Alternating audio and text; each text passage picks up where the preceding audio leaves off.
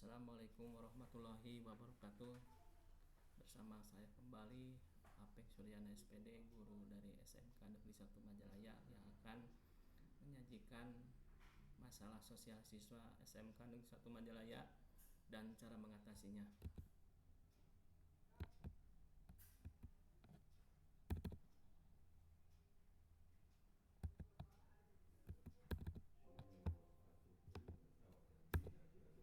Masalah sosial di lingkungan sekolah terjadi karena ketidaksesuaian unsur-unsur yang ada di dalamnya, terutama peserta didik dengan aturan berlaku. Bisa juga dilatar belakangi oleh perbedaan kepentingan dan kondisi sosial seseorang. Berikut ada beberapa masalah sosial siswa yang terjadi di lingkungan SMK Negeri 1 Majalaya. Yang pertama, kesulitan bergaul.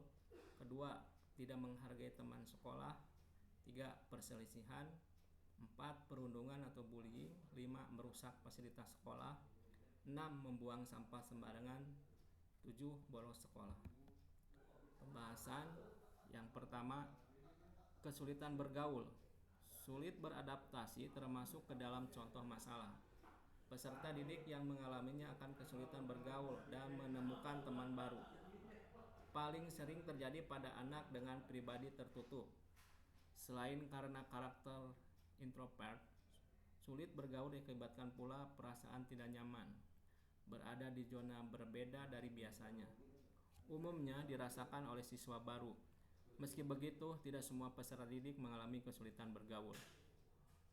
Bagi yang sulit beradaptasi, masalah tersebut akan berdampak pada proses belajarnya di sekolah, terutama saat belajar kelompok.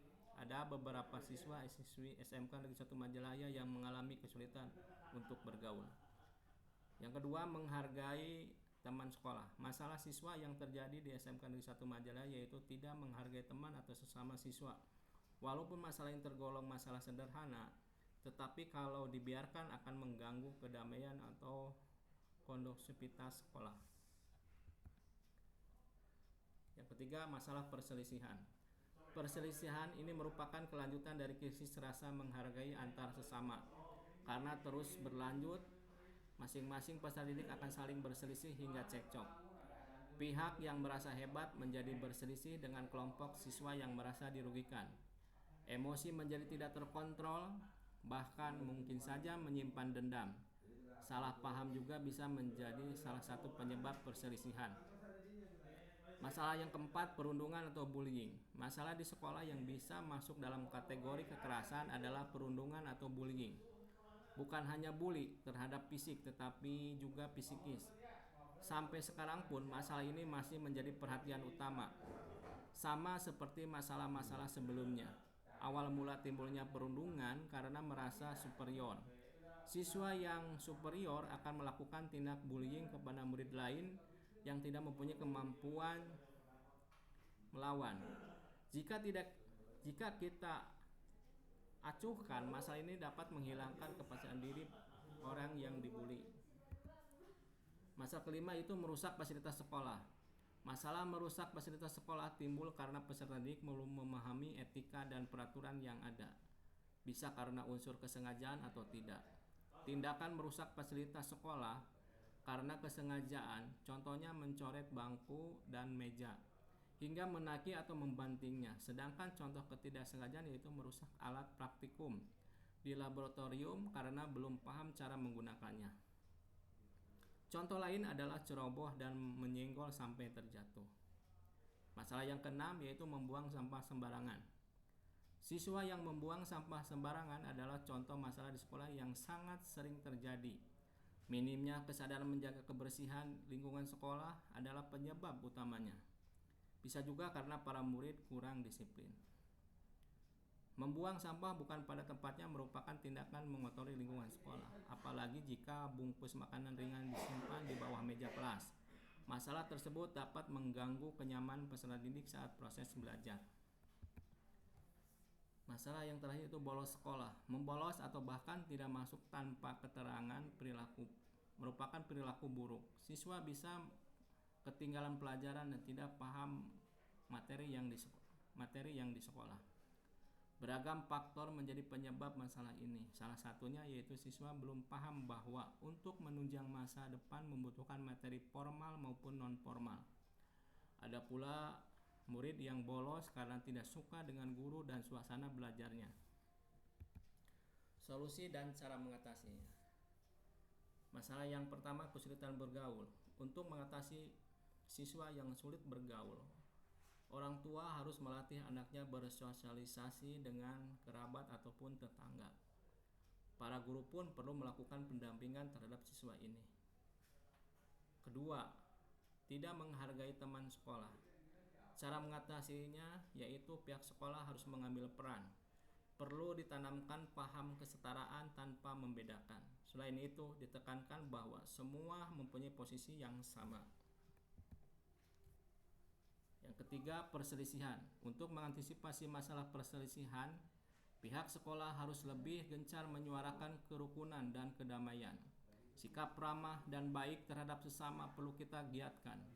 Bisa menggiatkannya dengan memasang poster dan rutin melakukan kontrol. 4. Perundungan atau bullying. Untuk mengatasi masalah perundungan atau bullying, dua pihak yang harus kompak mencegah bully adalah orang tua dan guru. Para orang tua perlu membangun komunikasi agar anaknya dapat leluasa bercerita. Sedangkan pihak sekolah menanamkan paham bahwa tindakan yang termasuk bully adalah menyakiti, menghakimi hingga menyebar desas-desus. 5. Merusak fasilitas sekolah. Untuk mengatasi masalah ini, pihak sekolah harus memberikan teguran kepada siswa yang merusak fasilitas. Jika pelanggarannya berat, perlu juga ada hukuman. Tindakan lanjutnya yaitu mengedukasi bahwa fasilitas berada dalam penjagaan bersama. Yang keenam, membuang sampah sembarangan. Untuk mengatasi masalah ini, harus kita mulai dari masing-masing siswa dengan membiasakan diri membuang sampah di tempatnya. Setiap kelas harus ada tempat sampah dan seksi kebersihan. Memasang poster menjaga kebersihan juga menjadi pengingat yang tepat. 7. Bolos sekolah. Untuk mengatasi masalah bolos sekolah, siswa harus kita beri bimbingan supaya minat belajarnya tetap terjaga. Teguran bisa diberikan agar jerak. Kalau masih bolos, perlu adanya sanksi.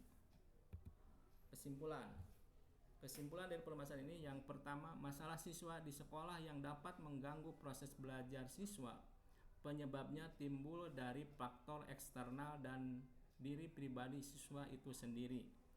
Semuanya harus teratasi agar tidak membuat prestasi siswa memburuk. Yang kedua, cara mengatasi setiap masalah pun kita sesuaikan dengan karakter siswa. Jangan sampai setelah memberi sanksi malah membuatnya mogok untuk belajar.